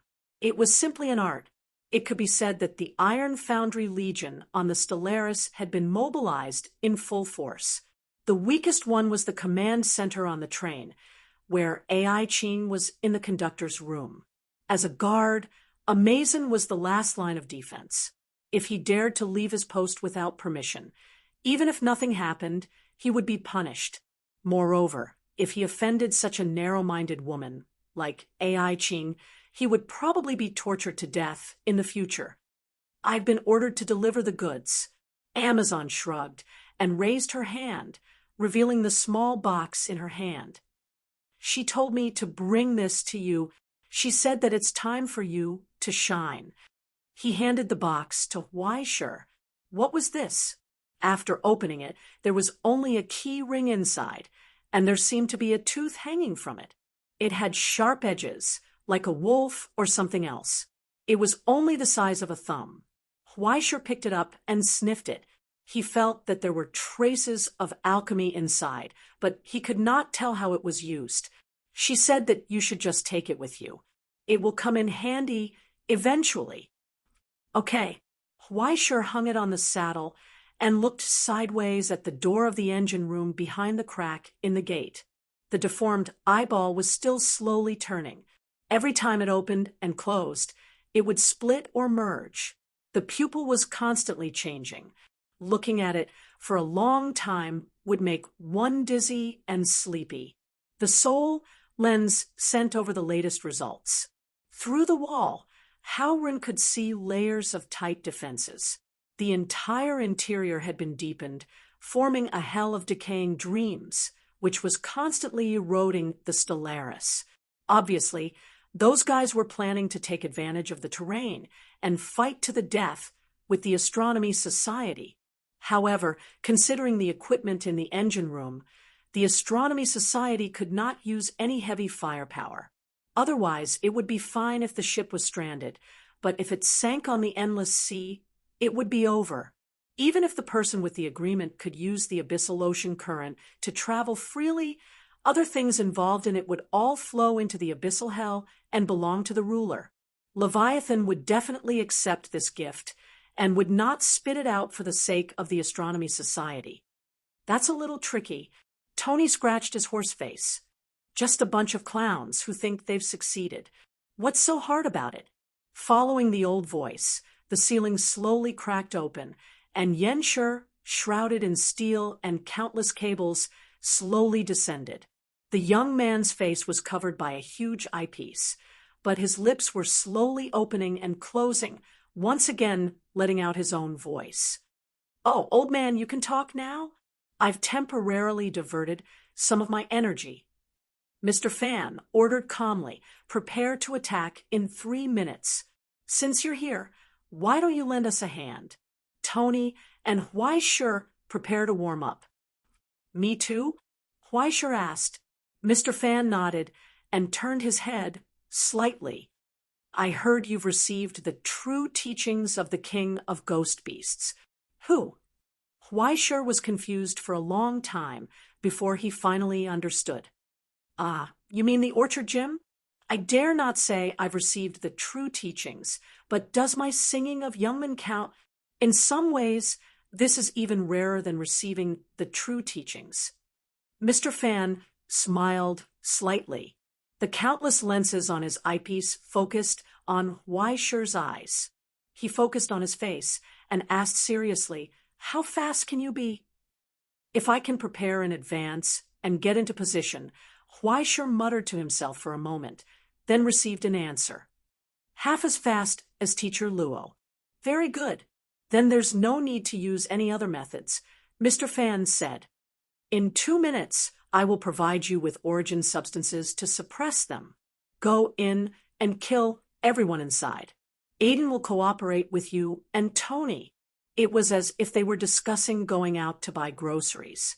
Just like that, it was decided so easily. Hearing this, Tony could not help but sigh and spread out his arms. Naturally, his subordinates came forward to help him take off the armor on his body. Even the gun and magazine were removed, leaving only 2 strange military knives with hollowed out in the middle of their bodies. Huaishur didn't say anything else. He just quietly stared at the entrance to the engine room through the large shield of the Iron Legion. Through the layers of thick iron doors and deep barriers, he could feel the resonance from the Book of Destiny become clearer. There, something was waiting for him. It had been impatient for a long time. 1 more minute. Mr. Fan, suddenly reminded, the countless eyepieces on his face contracted and expanded, constantly observing everything in the engine room. With a light flick of his finger, a few spots of light landed on the corneas of Huaishur and the others. Then, Huaishur's vision seemed to penetrate the wall and peeked into the huge engine room. The engine room, which was as large as a factory, seemed to have become the body of a monster. Everywhere was a thermal image formed by pieces of flesh. Between the 6 sets of engines, a few specially marked figures could be seen anxiously walking around, as if they were arguing with each other. There were even more people holding weapons and standing guard at the door, ready for battle. All the other believers were prostrating on the ground, as if they were worshiping something fervently, raising their heads and chanting. A total of 41 people. 15 seconds, Mr. Fan reminded. Huaishur took a deep breath and began to miss her own molten iron breath. After getting used to being a dog, he began to feel uncomfortable being a human. There were no sharp teeth, no hard scales, no heavy body, and no slender tail. Fortunately, there were techniques to make up for all of these. Huaishur pulled out the sword of virtue, thought for a moment, and dispelled the axe of wrath, switching to the sacrificial knife. The impact of the origin substance on this thing, who knew if it was still human or not, was still more effective. The sacrificial knife's ability to absorb blood was better and more convenient. Moreover, if necessary, he could freely adjust the sacrificial knife's weight, speed, and impact. The sword of virtue had begun to faintly hum. It felt the presence of evil. 5. For the final countdown was about to begin. Huaishur bent slightly, the muscles of his calves twitching and contracting slowly like a spring that was being compressed. Yustep was ready, but his skin began to faintly redden because hot blood flowed through his veins and surged violently. It was like a hydraulic valve, endlessly injecting more power into his muscles. Amazon seemed to have sensed something and turned to look at him in astonishment, unable to hide his admiration and shock. With the help of the mirror of nihility, he entered a state that he hadn't entered in a long time. The flames of the mountain ghost's eyes burned. 3, 2. At that moment, Mr. Fan's eyes drooped, and he softly murmured, 1. The sound of hummingbirds chirping rang out. Deathly silence abruptly descended, because all sound was instantly restrained. The formless sound formed a tangible sharp object in the air, just outside the engine room. All the cabin plates suddenly shook and flipped open, revealing the huge machinery that was ready to go behind them. A terrifying sonic boom suddenly swept out, accompanied by the impact of dozens of iron pillars, and poured into the sealed engine room. What followed was a crisscross of intense light. The terrifyingly high heat converged into beams of dazzling lasers. After passing through the layers of lenses, the lasers pierced through a great distance, easily burning through the steel, penetrating the internal space, and casually coming out from the other side. After piercing through the insignificant things, the lasers slowly dissipated. 16 blazing lasers violently stirred, slashing horizontally and vertically, but the scale was so precise that it was impossible to see with the naked eye. Even if it was slashed thousands of times in an instant, it didn't damage any of the key engines or machinery. It was like a sharp dissector. He deftly removed the hard outer shell that was covered with thorns, and the soft and smelly flesh of the fruit was revealed. As for Huaishur, she had already disappeared from where she stood. Chapter 4:16. The distance of 100 meters disappeared. In an instant, Huaishur had already brushed past the high temperature of the laser, stepped over the broken flesh, and charged into the engine room. He was the first to see a frightened and bloated face. It was as if his entire body had become a broken bag stuffed with wriggling flesh. The bloated man didn't even have time to react before the youth disappeared in front of his eyes. He appeared behind him. Immediately afterwards, 3 crisscrossing slashes appeared on his chest, just like the sorrowful notes that suddenly jumped out from a cello. Grand Triad! 3 attacks in an instant, sweeping, piercing, and slashing, piercing the heart, chopping off the hand, and decapitating the head. The moment they passed each other, Huaishur sprinted forward without looking back. She rushed straight at the priest in blue, who was frozen in place in front of her. It wasn't just the infrasound, but also the interference of some kind of weapon, under the suppression of Yenshir's origin substance. All the enemies were paralyzed, unable to react to the outside attack. Timing was precious. Under the acceleration of Yu's steps, the mountain ghost suddenly appeared like a shadow. He raised the sacrificial blade from his back and pierced through the blue-clothed priest's chest. Immediately afterwards, the virtuous sword swept across. Decapitation. After learning his lesson last time, Huaishur poured all the positive energy he had been brewing for a long time into the blade. The blade was already dyed, with a faint layer of light, making the broken sword look even more solemn and sacred. As the blade slashed through, a pure, white flame lit up from the wound, preventing it from regenerating. Immediately afterwards, the sacrificial blade was pulled out and chopped down at the priest's head. It was directly turned into a handful of ashes.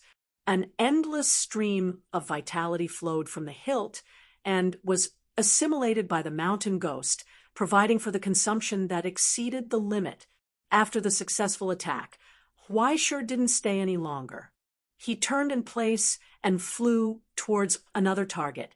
In front of the blade, the ugly and old female priest trembled slightly.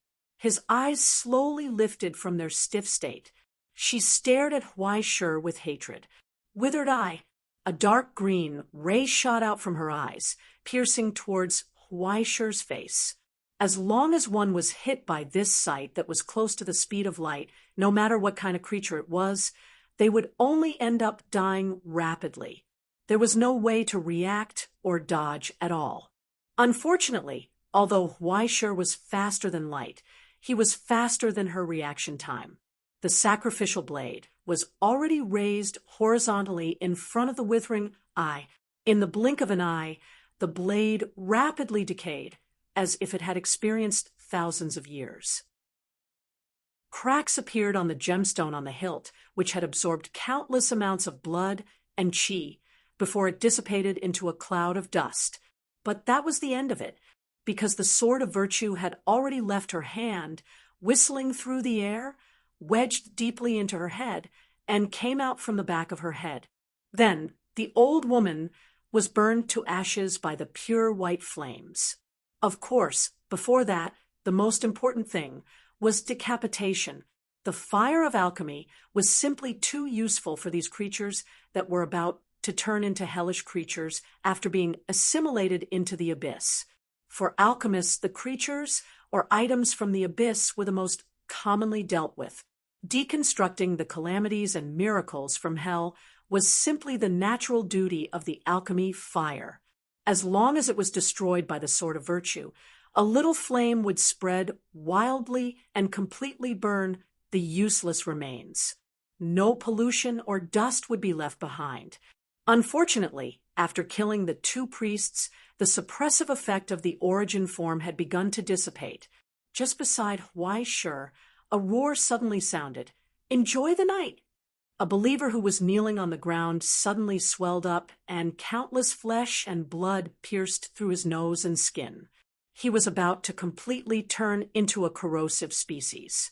Then he was frozen in place by the sudden chill. A piece of blood-colored ice was formed. Tony's horse-like face flashed past from the side, and the hollowed-out military knife in his hand struck down. In the resonance like a tuning fork, the ice shattered into ice powder on the ground. Celestial Genealogy, Dusk Road, Grade 3 Frost Giant. At this moment, the severe cold of winter wrapped around his hands, and as the two military knives were swung, a line of bleak white extended from the floor, the wall, and the ceiling. Within a range of 2 meters, as the blade slashed through the air, a tragic frost mark quickly appeared on those flesh and blood bodies. Then, as the frost melted, they were cleanly broken into 2 pieces. In the engine room, a cold wind suddenly blew. As Ahmadin blew the horn in his hand, a strong aura of death continuously emerged, and then a phantom warship broke through the waves, setting off a wave of death aura. Even the huge engine room became narrow and cramped compared to the size of the Phantom warship. Just as the warship rumbled forward, dozens of hook ropes were thrown out from it, pulling the believers all over the ground and pulling them into the gloomy ghost ship, and they were no longer seen. More dark undead crawled out from the darkness, and the zombies and skeletons gathered into a formation, brandishing swords and knives in their hands.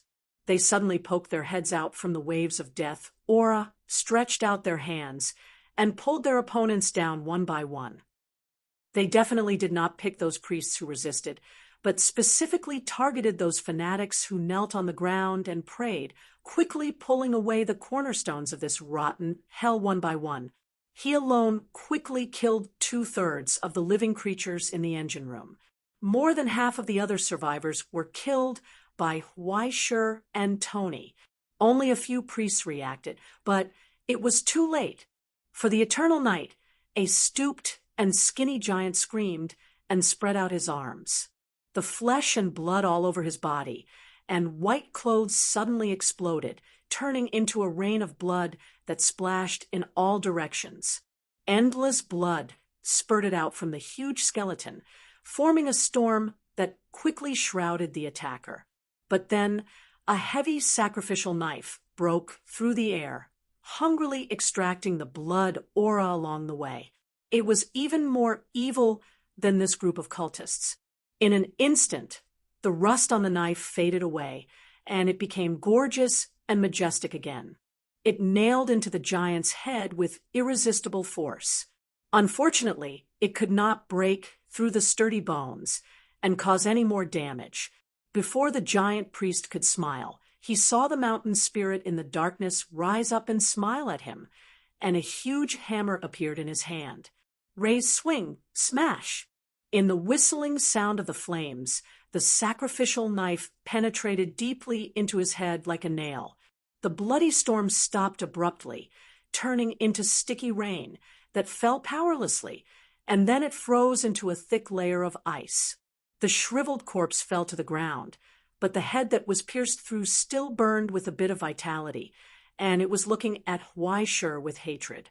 Pitiful faithless, you will fall into eternal nightmares.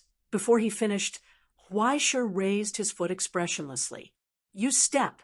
With a bang, the ground shook, and there were no more squeaking noises. As a few scattered laser beams swept through, the last few resistors were cleanly wiped out. Then a hurricane swept through, and a large amount of water gushed out from the pipes. Under the action of countless machines, the blood and corpses were quickly washed away.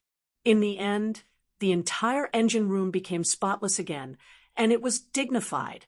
It was like magic. Wow, this thing is quite powerful. It must have cost a lot. A certain country bumpkin looked around, touching here and there, as if he had never seen anything before, and clicked his tongue in wonder. Tony, who was next to him, could not stand it anymore. You're the Prince of Paradise. Don't be such a country bumpkin. Okay. I haven't seen anything before. Weisher squatted next to the engine and touched it, almost scalding a layer of skin off his hand. He grimaced and said, "This is the first time I've seen such a big alchemy engine. I really want to take it apart to see what's inside. I remember that you're an alchemist too." Mr. Fan, who was not far away, was quite understanding. If you're interested in metallurgy and rhenology, I can explain it to you later, but these are all products of large workshops, and many of them are monopolized by patents, so you won't be able to learn much. I'll just take a look. Weisher gave a simple and honest smile. She casually placed her hand on the cabinet and looked at the surrounding facilities before nodding in satisfaction. "I'm done," he said. In his saddlebag, there was a heavy book of steel that had silently appeared. Lord of the Flies, obtained. In the seemingly eternal darkness, waves were surging on the surface of the sea. The only stars that lit up above were the dim projections from the distant border. Those spots of light flickered with the ebb and flow of the waves, drifting erratically.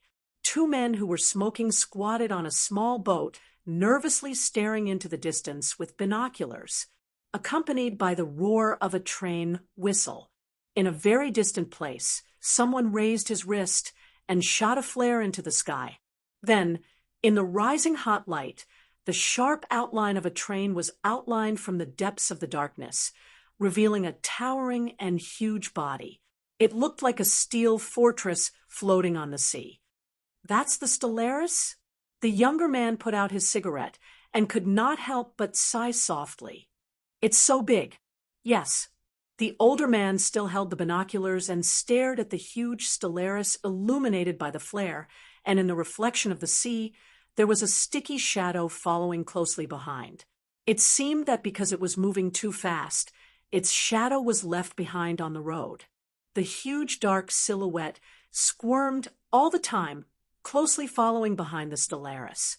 Shadow tentacles stretched out from it one after another, tightly entangling the reflection of the Stellaris. Unfortunately, the shadow tentacles that connected the two were too slender, and the connection between them was too weak.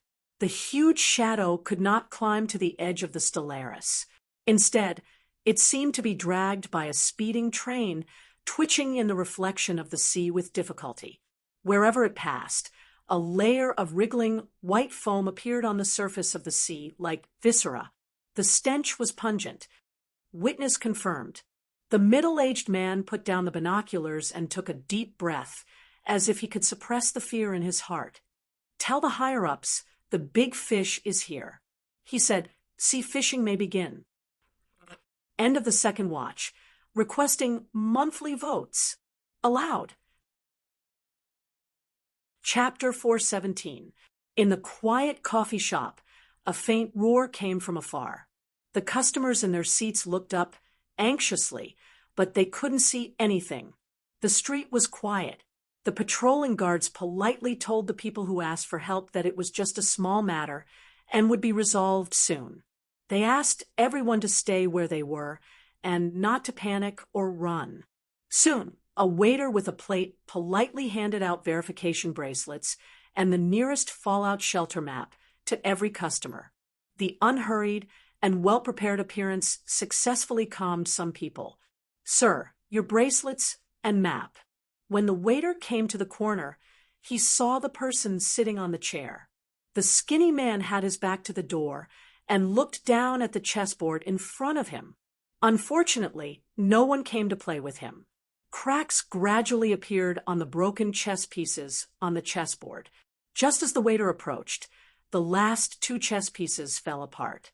Strangely, there seemed to be only one side of the glass pieces on the chessboard, and all of them were chariots and bishops.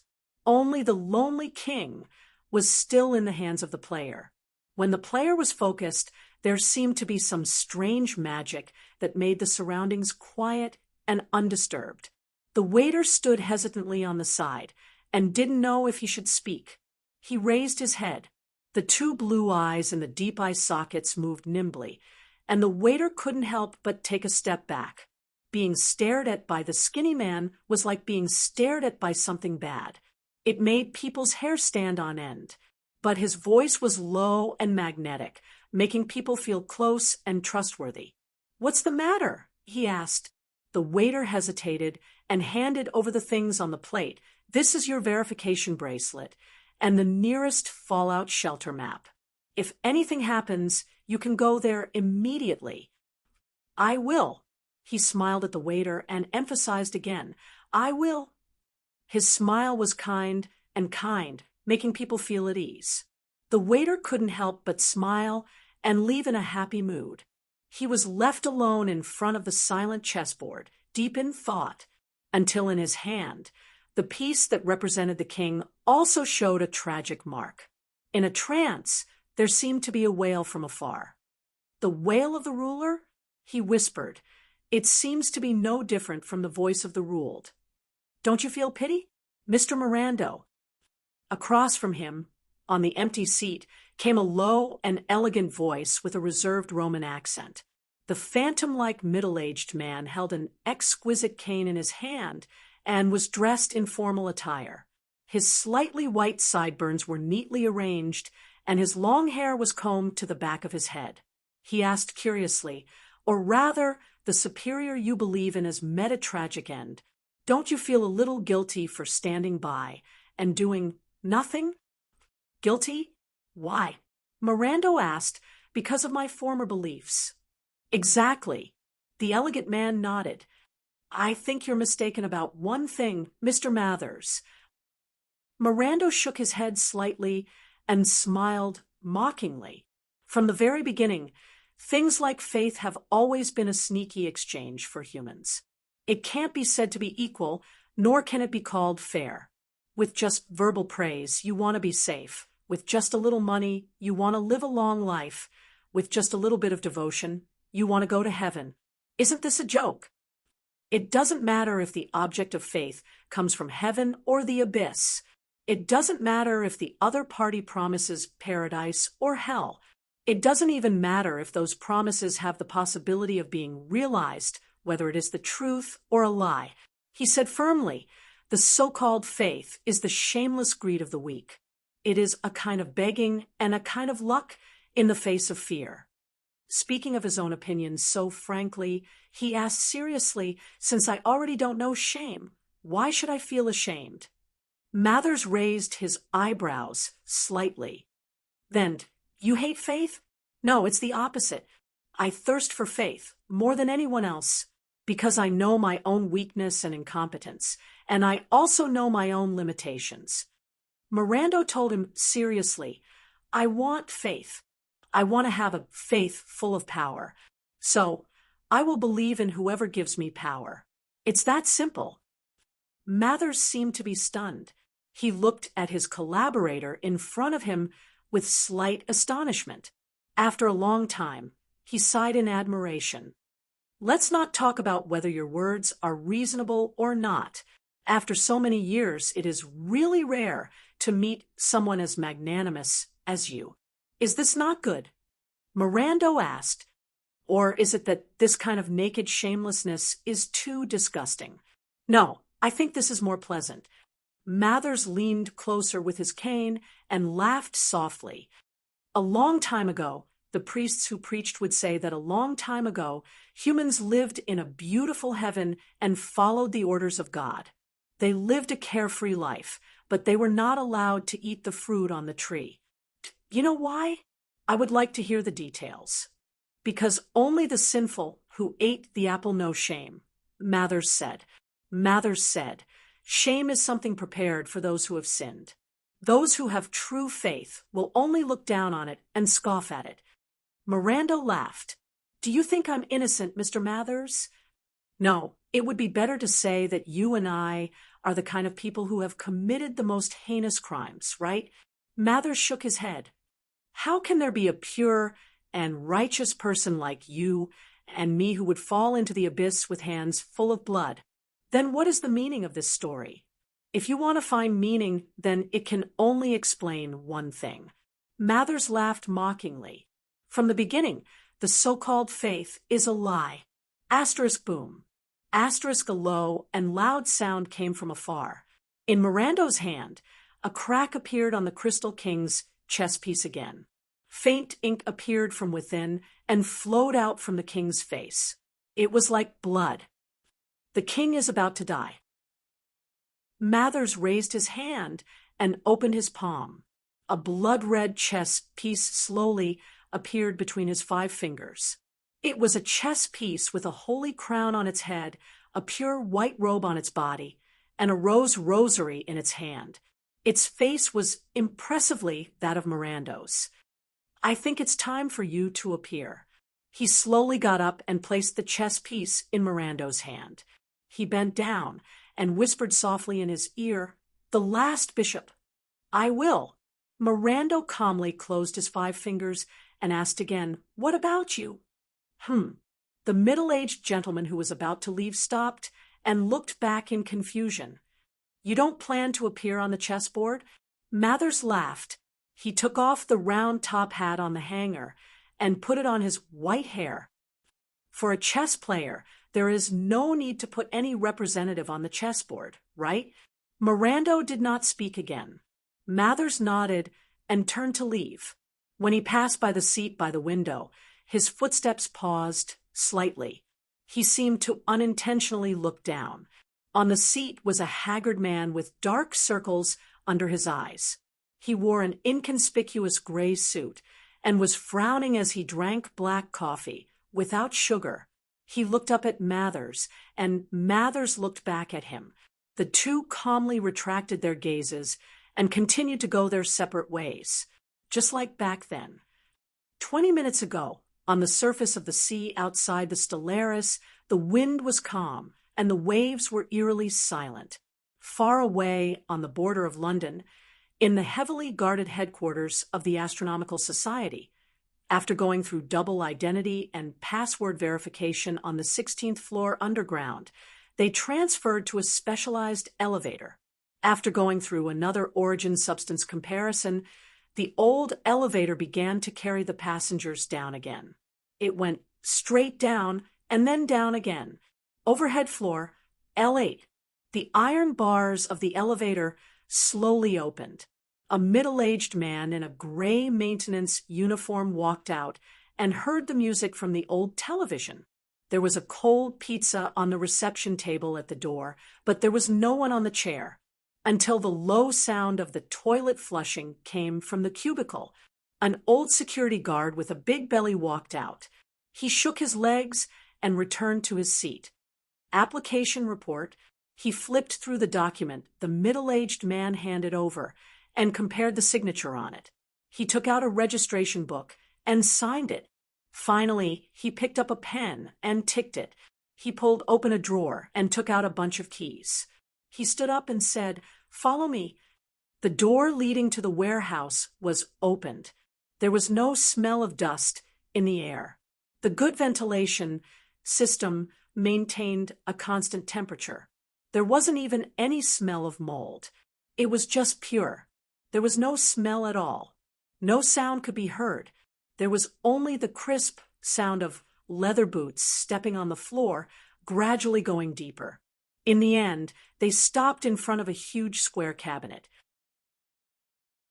The guard compared the number on the dustproof cloth and nodded.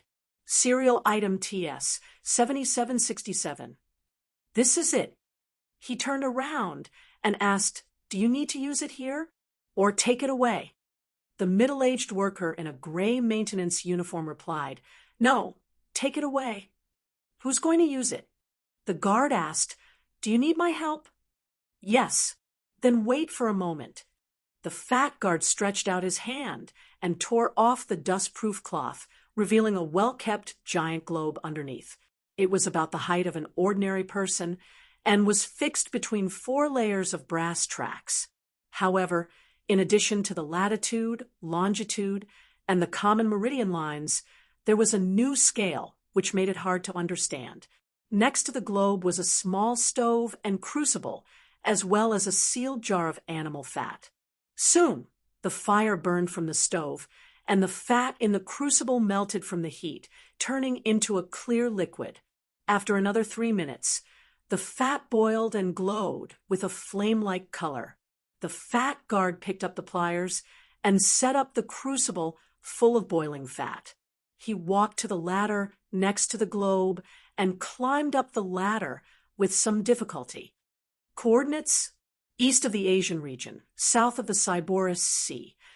The middle-aged worker looked down at the data on the signature board and reported longitude 124, 35,946, latitude 2, 765,3475, depth 1, 95, time in 3 seconds.